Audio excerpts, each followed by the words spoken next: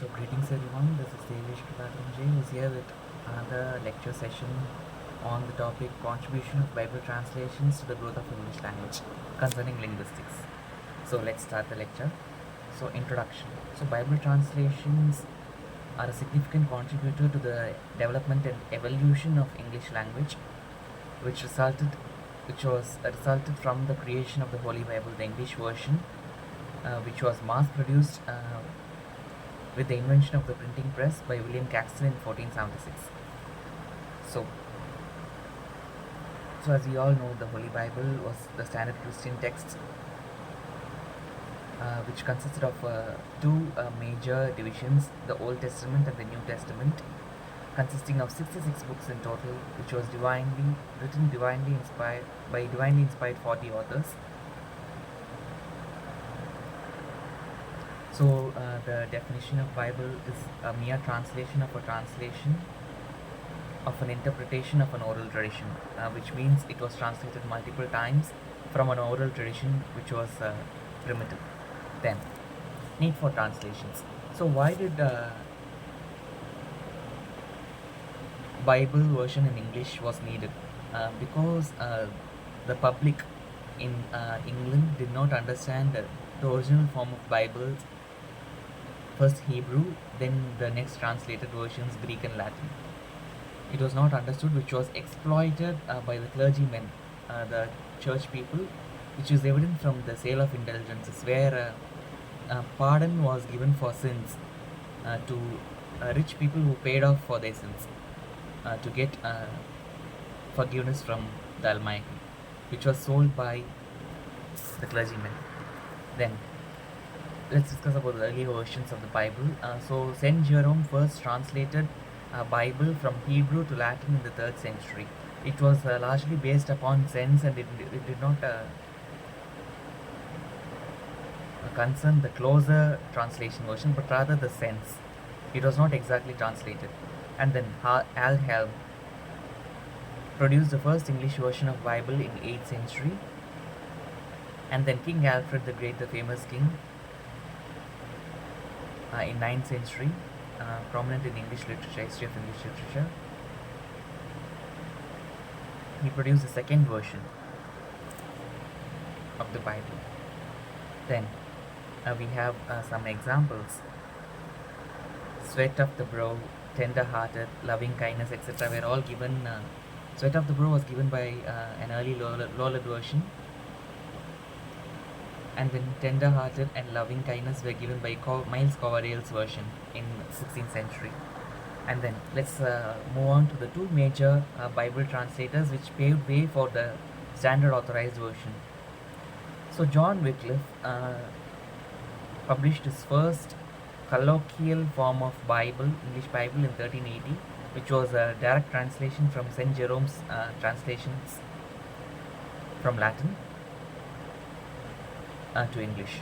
So then William Tyndale is another major contributor to a Bible in English language, who was very influential in the formation of the authorized version of Bible. In 1525 he published this. This was a very colloquial form which resembled everyday speech, as his main ideology was to make the plowman understand more theology than the clergymen, who were corrupt, as evident from the sale of indulgences, which we saw earlier. So let's look at the examples. Forgive us our trespasses, scapegoat, prodigal son, mess of pottage, etc. were all given by William Tyndale, which were some of them were later adapted into the authorized version.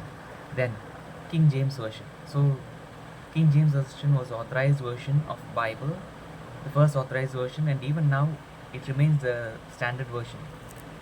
It was published in 1611, carried over a period of 4 years, where King James organized a committee for people to make a standard version of English Bible.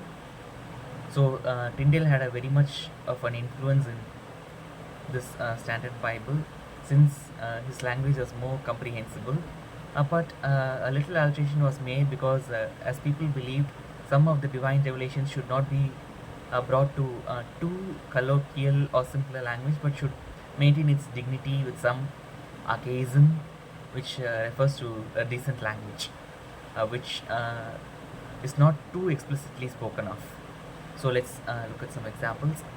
Forgive us our debts, sweat of thy face, etc. So these were all modified into a much more English way than trespassers, which was derived from another language, and even Tybro is from a lowland language. Then, sorry, not lowland language, lowland version. Contribution to English language. So the major topic. So how did Bible contribute to English language? So Bible translations paved way for a standardized version in English, and which is you can say Tyndale's version and even Wycliffe's version, but majorly King James version, which brought English people together.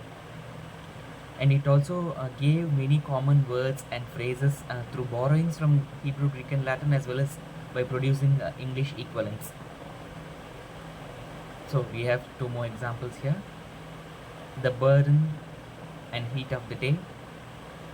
Eat, drink, and be merry. These are all common colloquial words and phrases which are used by people in common walks of life, which was derived from Bible. The Bible then significant impact. So what impact did Bible translations make?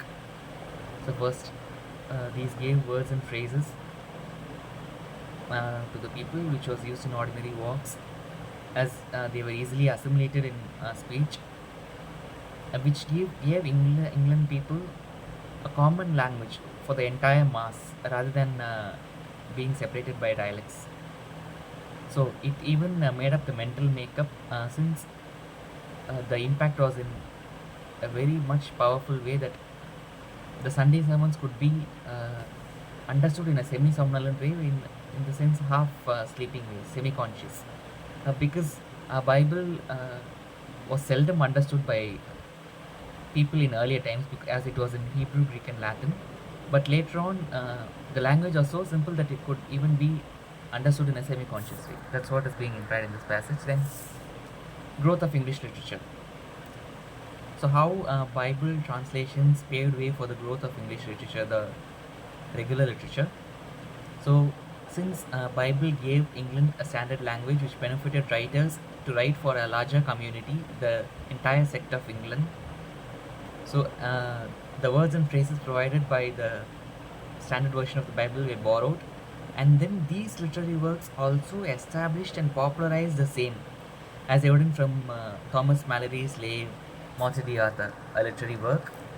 And we have two more examples. Damsel, which means a woman, raiment, etc., were provided by the standardized Bible version.